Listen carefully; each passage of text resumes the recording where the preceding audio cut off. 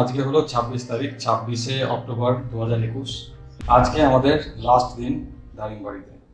আজকে আমরা এখান থেকে বেরিয়ে ডিরেক্ট যাব চিল্কা। তো সেখান থেকে বেরিয়ে যতটা সম্ভব আমরা রাত অবধি চালাবো, যেখানে রাত হয়ে যাবে সেখানে আমরা রুম নিয়ে রাতটুকু থেকে যাব, পরের দিন আবার কন্টিনিউ করব। তোমরা যদি এখানে আসো তো তোমাদের আশা করি এখানে ভালো লাগবে। দূরে দেখা যাচ্ছে দাদাদের এই কটেজ, এইখানে আমরা কালকে রাতে গেছিলাম। আমরা এই সাইডের রাস্তা দিয়ে ওই লেকের পাশ দিয়ে আমরা ওই দূরে কটেজে গেছিলাম। ওইখানেই ওই জঙ্গলের ধারে বসে আমাদের বনফায়ার হয়েছিল কালকে রাতে। তো বন্ধু, আমরা এখন দারিংবাড়ি ছেড়ে কিছুটা পথ এগিয়ে এসেছি চিল্কার দিকে। আজকে আমাদের ফার্স্ট লোকেশন চিল্কা। আর সত্যি কথা বলতে এইরকম একটা জায়গাকে ছেড়ে যেতে একটু মন চাচ্ছে না, কিন্তু কিছু করার নেই, যেতেই হবে ছেড়ে। কারণ ছেড়ে এখন না গেলে ভবিষ্যতে আবার ফিরে আসবো কী করে।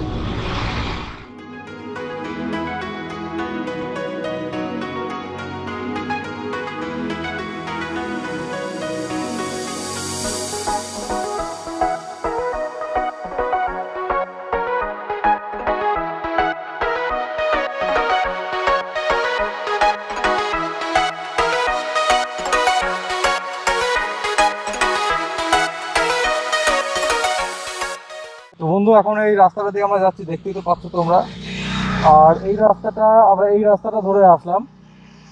আর এই রাস্তাটা সোজা একদম ওই ফরেস্টের মধ্যে দিয়ে গেছে, দেখতে পাচ্ছ দূরের ফরেস্টটা। আর ওখানে একটা বোর্ডে লেখা ছিল, দেখলাম ওই রাস্তাটা হাতির চলাচলের রাস্তা। সিরিয়াসলি দেখে তো একটু ভয় ভয় লাগছিল।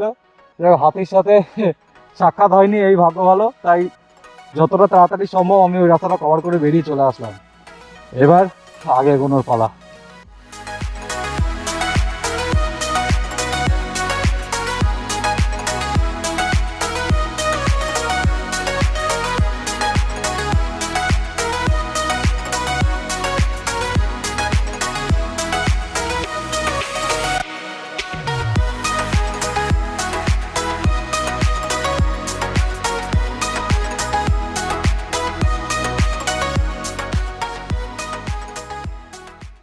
তো বন্ধু, আমরা এখন এসে পৌঁছেছি সোলাদা ড্যামের উপর থেকে আমরা এখন যাচ্ছি, ওই সামনের দিকে যাব।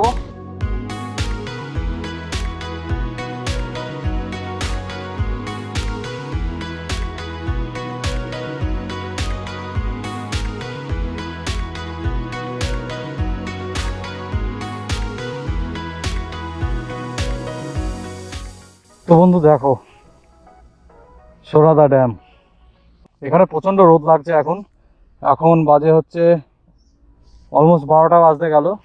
ভিউটা জাস্ট দেখো, ওই দূরে পাহাড়ের রেঞ্জ, তার মাঝে এরকম লেক, আর এটা ড্যাম।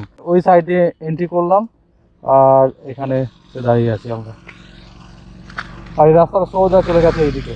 তো সম্ভব ওইদিকে কোনো গ্রাম টাম কিছু হবে, ওইদিকে লোকজন যাতায়াত করছে।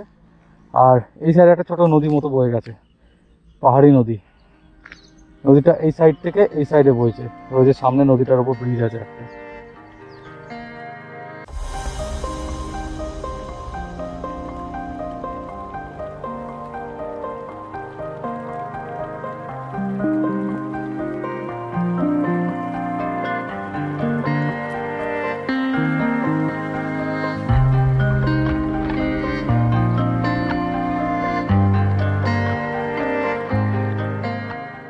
তো বন্ধু, ফাইনালি আমরা এসে পৌঁছে গেছি চিল্কা। আর কি বিশাল এই চিল্কা হ্রদ, ওহ জাস্ট দেখো একবার।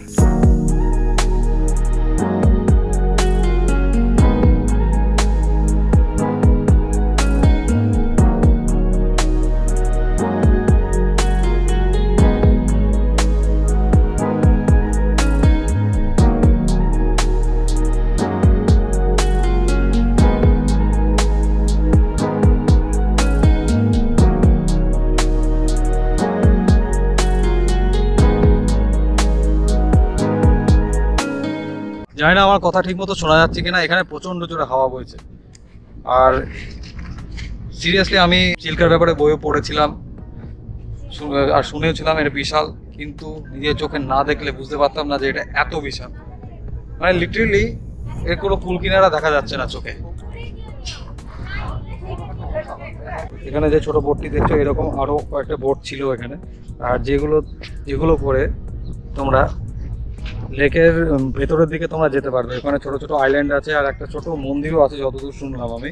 এখানে বোটগুলো ভাড়া পাওয়া যায়, তো সেটা করে ওখানে তোমরা যেতে পারবে। আর এই চারিদিকে পাহাড়ের রেঞ্জটা, তার মাঝে এরকম লেক। আর এখন রোদটা একটু বেশি পড়েছে, সেহেতু একটু গরম লাগছে, বাট যে হাওয়াটা যে জোরে চলছে তাতে গরমটা অনেকটা কমিয়ে দিচ্ছে। হাওয়াটা একদম ঠান্ডা আছে, নাহলে এখানে গরমে দাঁড়ানো যেত না।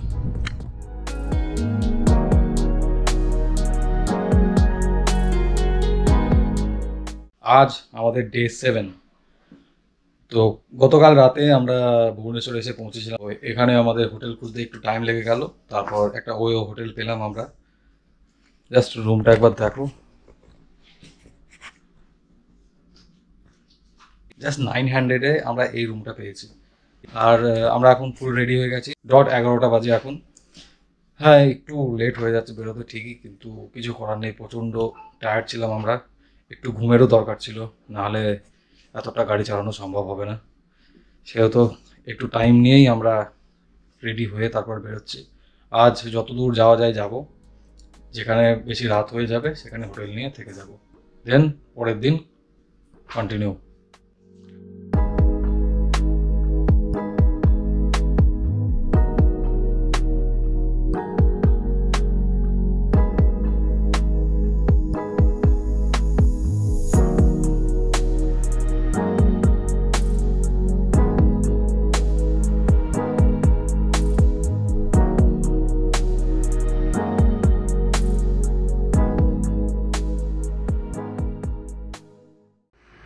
তো বন্ধুগণ, এখন আমরা এসে পৌঁছেছি বালাসোর। ভুবনেশ্বর থেকে বেরোতে আমাদের বহুত লেট হয়ে যায়, অনেকটা লেট হয়ে যায়। আমাদের বেরোতে বেরোতে বেজে যায় প্রায় 1:30। কেননা আমরা যখন বেরোনোর আগে গাড়িতে লাগেজ পাচ্ছিলাম, তখন আমরা দেখলাম আমার বন্ধু ভাস্করের যে NS200টা আছে, ওটার যে কেরিয়ার একটা লাগানো আছে সেটাতে ক্র্যাক এসেছে। তো আমরা ওখানে অনেক খোঁজাখুঁজি করে একটা ওয়েল্ডিংয়ের দোকানে গেলাম, সেখানে যাতে ওই ক্র্যাকটা রিপেয়ার করা যায়। না হলে এতটা রাস্তা বুঝতেই তো পারছো, যাওয়া সম্ভব নয় এই অবস্থায়, কারণ ওর বাইকে সব থেকে বেশি লোডটা আছে। তো সেটা রিপেয়ার করে তারপর আমরা একেবারে দুপুরের খাওয়া দাওয়া সেরে একেবারে আমরা রওনা দিলাম ওখান থেকে প্রায় 1:30টার আশপাশে। তো ওখান থেকে বালাসোরের ডিস্টেন্স ছিল অলমোস্ট 180 কিলোমিটার। তো এটা আমরা মোটামুটি 7:30 নাগাদ বালাসোর এসে পৌঁছলাম। প্রথম দিন আমরা যে হোটেলে ছিলাম সেই হোটেলটাতে আবার আমরা এসে উঠেছি। আরেকটা ইন্টারেস্টিং জিনিস, সেই রুমটাই আবার আমরা পেয়েছি। আর বন্ধু, আজকের রাইডটা প্রচণ্ড ফ্রাস্ট্রেটেড হয়েছে একদম। এক তো রোড কন্ডিশন ওই দিকে কিছুটা ভালো ছিল, চারিদিকে ডাইভারশন, তারপরে সন্ধে হয়ে আসছিল, গাড়ির চাপ, হাই বিম মারছে সবাই সামনে থেকে। মানে তার মধ্যে আরও বেশি খারাপ জিনিস যেটা হয়েছে সেটা হলো বৃষ্টির মধ্যে আমরা প্রায় 1 ঘন্টার কাছে দাঁড়াই, বৃষ্টি থামছেই না। এখানে আমাদের অনেকটা টাইম লস হয়ে গেছে। এখানে আজ আমাদের ডে 8, আজ 28 অক্টোবর 2021। বন্ধু, এখন অলমোস্ট বাজে 8:45। তো আমরা মোটামুটি টার্গেট করছি 8টার মধ্যে বেরিয়ে পড়া। তো 8টার মধ্যে বেরিয়ে আজকে আমাদের টার্গেট বাড়ি পৌঁছানো, আর আমাদের বাড়ির ডিস্টেন্স অলমোস্ট এখান থেকে 400 কিলোমিটার। তো বন্ধু, এখন আমাদের হয়ে গেছে অলমোস্ট 160 কিলোমিটার ডান আমাদের হোটেল থেকে। তো ওখান থেকে বেরিয়ে আমরা ওখানে ক্ষীরচোরা গোপীনাথ মন্দির আছে, ওখানেও আমরা গেছিলাম মন্দিরে। তো ওখানে ফটোগ্রাফি অ্যালাউড নয়, সেহেতু আমি কোনো ভিডিও করিনি। এখন আমরা খড়গপুরের জাস্ট কিছুটা আগে আমরা দাঁড়িয়ে আছি। এখন বাজে অলমোস্ট 1টা, 12:56 বাজে। তো দেখা যাক এখন কোলাঘাট কতক্ষণে ঢুকতে পারি। কোলাঘাট আর এখান থেকে 50 কিলোমিটার। সেখানে গিয়ে আজকে লাঞ্চটা সারবো, দেন একটু রেস্ট নিয়ে তারপর বাড়ির দিকে রওনা দেবো আবার।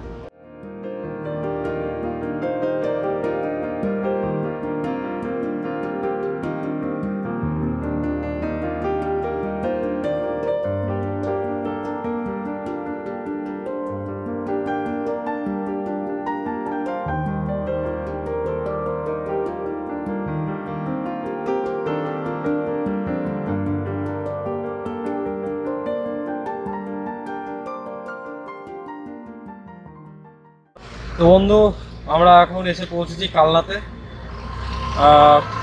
লাস্ট খড়গপুরে দাঁড়িয়েছিলাম, তারপরে কোলাঘাটে গিয়ে একটু আমরা লাঞ্চ করলাম, তারপর ডিরেক্ট ওখান থেকে টান কালনা আমরা পৌঁছে। Almost 200 kilometre Kalna. এবার এখান থেকে বাড়ি আর 55 কিলোমিটার মতো আছে। এখন অলমোস্ট 7টা বাজে, যত তাড়াতাড়ি সম্ভব বাড়ি গিয়ে রেস্ট। আর প্রচণ্ড টায়ার্ড সিরিয়াসলি পুরো ফেটে গেছে। যাওয়ার সময় এতটা অবস্থা খারাপ হয়নি, যেহেতু কন্টিনিউ কদিন এখন রাইড চলেছে সেহেতু একটু অবস্থা টাইট আছে।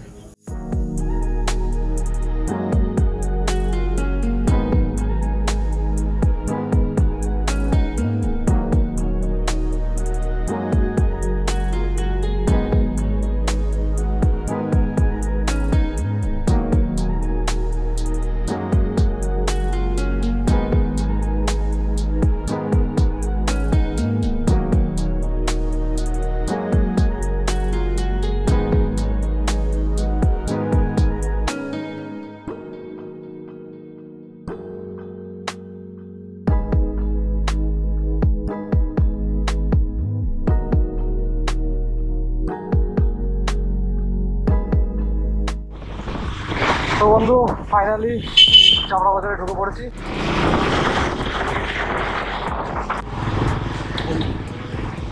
তো বন্ধু, ফাইনালি ঢুকে পড়েছি চাপড়া বাজার। হোম ফাইনালি 8 দিন পর হোম সুইট হোম।